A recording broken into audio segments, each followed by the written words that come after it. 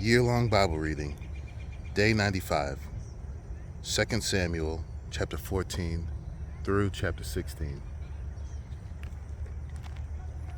Chapter 14. Now Joab, the son of Zeruiah, knew that the king's heart went out to Absalom. And Joab sent to Tekoa and brought from there a wise woman and said to her, "Pretend to be a mourner and put on mourning garments. Do not anoint yourself with oil, but behave like a woman who has been mourning many days for the dead. Go to the king and speak thus to him." So Joab put the words in her mouth. When the woman of Tekoa came to the king, she fell on her face to the ground and paid homage and said, "Save me, O king." And the king said to her, "What is your trouble?" She answered, "Alas, I am a widow, my husband is dead, and your servant had 2 sons, and they quarreled with one another in the field. There was no one to separate them, and one struck the other and killed him. And now the whole clan has risen against your servant, and they say, 'Give up the man who struck his brother, that they may put him to death for the life of his brother whom he killed.' And so they would destroy the heir also. Thus they would quench my coal that is left, and thus leave my husband neither name nor remnant on the face of the earth." Then the king said to the woman, "Go to your house, and I will give orders concerning you." And the woman of Tekoa said to the king, "On me be the guilt, my lord the king, and on my father's house. Let the king and his throne be guiltless." The king said, "If anyone says anything to you, bring him to me, and he shall never touch you again." Then she said, "Please let the king invoke the Lord your God, that the avenger of blood kill no more, and my son be not destroyed." He said, "As the Lord lives, not one hair on your son shall fall to the ground." Then the woman said, "Please let your servant speak a word to my lord the king." He said, "Speak." And the woman said, "Why then have you planned such a thing against the people of God? For in giving this decision, the king convicts himself. Inasmuch as the king does not bring his banished one home again, we must all die. We are like water spilled on the ground, which cannot be gathered up again. But God will not take away life, and he devises means so that the banished one will not remain an outcast. Now I have come to say this to my lord the king, because the people have made me afraid. And your servant thought, I will speak to the king. It may be that the king will perform the request of his servant. For the king will hear and deliver his servant from the hand of the man who would destroy me and my son together from the heritage of God. And your servant thought, the word of my lord the king will set me at rest. For my lord the king is like the angel of God to discern good and evil. The Lord your God be with you." Then the king answered the woman, "Do not hide from me anything I ask you." And the woman said, "Let my lord the king speak." The king said, "Is the hand of Joab with you in all this?" The woman answered and said, "As surely as you live, my lord the king, one cannot turn to the right hand or to the left from anything that my lord the king has said. It was your servant Joab whom commanded me. It was he who put all these words in the mouth of your servant. In order to change the course of things, your servant Joab did this. But my Lord has wisdom like the wisdom of the angel of God, to know all things that are on the earth. Then the king said to Joab, Behold, now I grant this. Go, bring back the young man Absalom. And Joab fell on his face to the ground and paid homage and blessed the king. And Joab said, Today your servant knows that I have found favor in your sight, my lord the king, in that the king has granted the request of his servant. So Joab arose and went to Geshur and brought Absalom to Jerusalem. And the king said, Let him dwell apart in his own house. He is not to come into my presence. So Absalom lived apart in his own house and did not come into the king's presence. Now in all Israel there was no one so much to be praised for his handsome appearance as Absalom. From the sole of his foot to the crown of his head there was no blemish in him. And when he cut the hair of his head, for at the end of every year he used to cut it, when it was heavy on him, he cut it. He weighed the hair on his head 200 shekels by the king's weight. There were born to Absalom 3 sons and 1 daughter, whose name was Tamar. She was a beautiful woman. So Absalom lived 2 full years in Jerusalem without coming into the king's presence. Then Absalom sent for Joab to send him to the king, but Joab would not come to him. And he sent a second time, but Joab would not come. Then he said to his servants, See, Joab's field is next to mine, and he has barley there. Go and set it on fire. So Absalom's servants set the field on fire.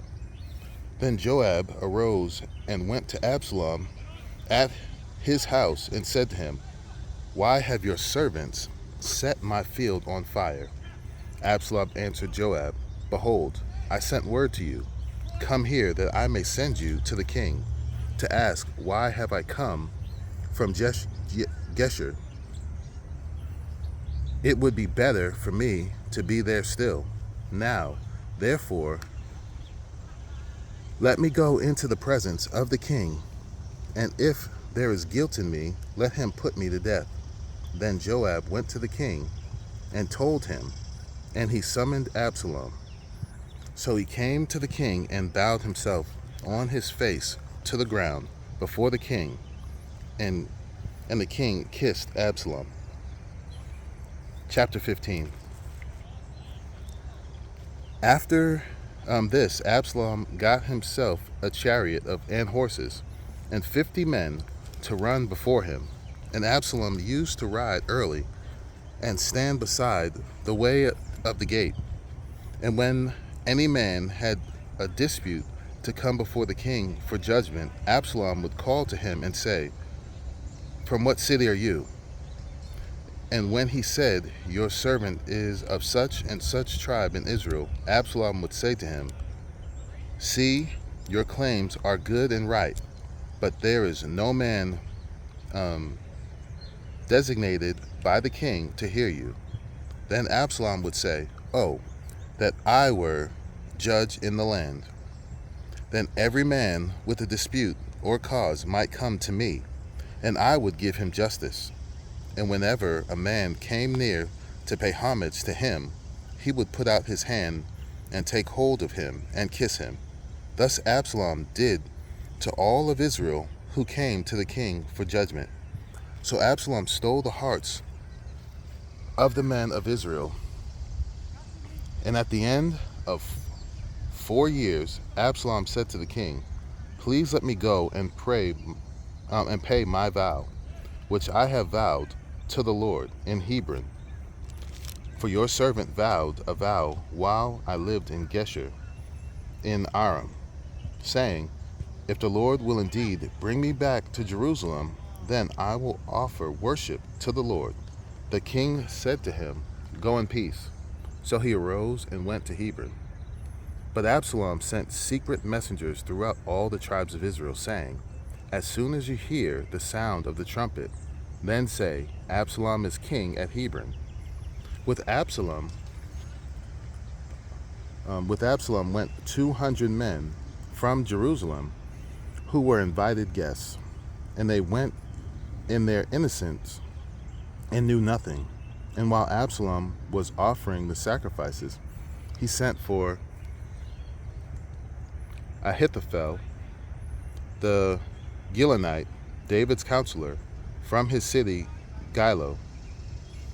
And the conspiracy grew strong, and the people with Absalom kept increasing.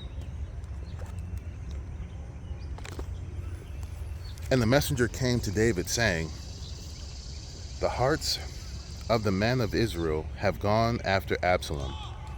Then David said to all his servants who were with him at Jerusalem, Arise, and let us flee, or else there will be no escape for us from Absalom.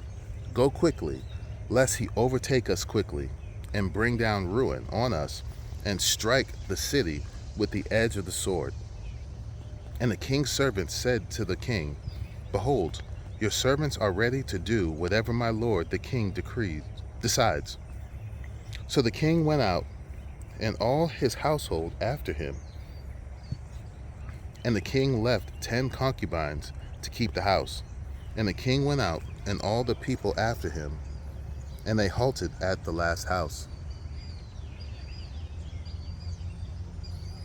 And all his servants passed by him, and all the Cherethites, and all the Pelethites, and all the 600 Gittites who had followed him from Gath passed on before the king.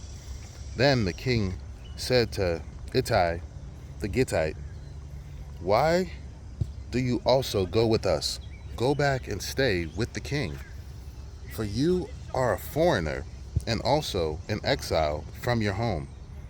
You came only yesterday, and shall I today make you wander about with us, since I go I know not where?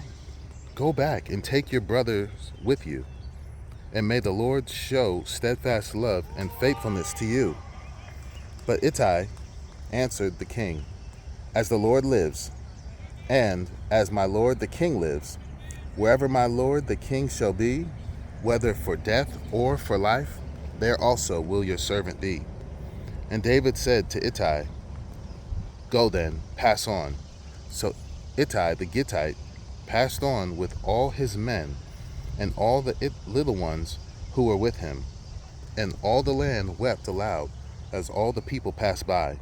And the king crossed the brook Kidron, and all the people passed on toward the wilderness. And Abiathar came up, and behold, Zadok came also with all the Levites, bearing the ark of the covenant of God. And they set down the ark of God until the people had all passed out of the city. Then the king said to Zadok, Carry the ark of God back into the city. If I find favor in the eyes of the Lord, he will bring me back and let me see both it and his dwelling place. But if he says, I have no pleasure in you, behold, here I am. Let him do to me what seems good to him. The king also said to Zadok the priest, Are you not a seer? Go back to the city in peace with your 2 sons, Ahimaaz, your son, and Jonathan, the son of Abiathar.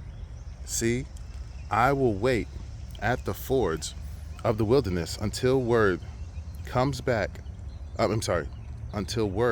from you to inform me. So Zadok and Abiathar carried the ark of God back to Jerusalem, and they remained there. But David went up the ascent of the Mount of Olives, weeping as he went, barefoot and with his head covered. And all the people who were with him covered their heads. And they went up weeping as they went. And it was told David, Ahithophel is among the conspirators with Absalom. And David said, O Lord, please turn the counsel of Ahithophel into foolishness. While David was coming to the summit where God was worshipped, behold, Hushai the Archite came to meet him with his coat torn and dirt on his head. David said to him, If you go on with me, you will be a burden to me. But if you turn to the city and say to Absalom, I will be your servant, O king, as I have been your father's servant in time past, so now I will be your servant, then you will defeat for me the counsel of Ahithophel. Are not Zadok and Abiathar, the priests, with you there? So whatever you hear from the king's house, tell it to Zadok and Abiathar the priest. Behold, their 2 sons are with them there, Ahimaaz, Zadok's son, and Jonathan, Abiathar's son. And by them you shall send to me everything you hear. So Hushai, David's friend, came into the city just as Absalom was entering Jerusalem. Chapter 16. When David had passed a little beyond the summit, Ziba, the servant of Mephibosheth, met him with a couple of donkeys saddled, bearing 200 loaves of bread, 100 bunches of raisins, a hundred of summer fruits, and a skin of wine. And the king said to Ziba, Why have you brought these? Ziba answered, The donkeys are for the king's household to ride on, the bread and summer fruit for the young men to eat, and the wine for those who faint in the wilderness to drink. And the king said, And where is your master's son?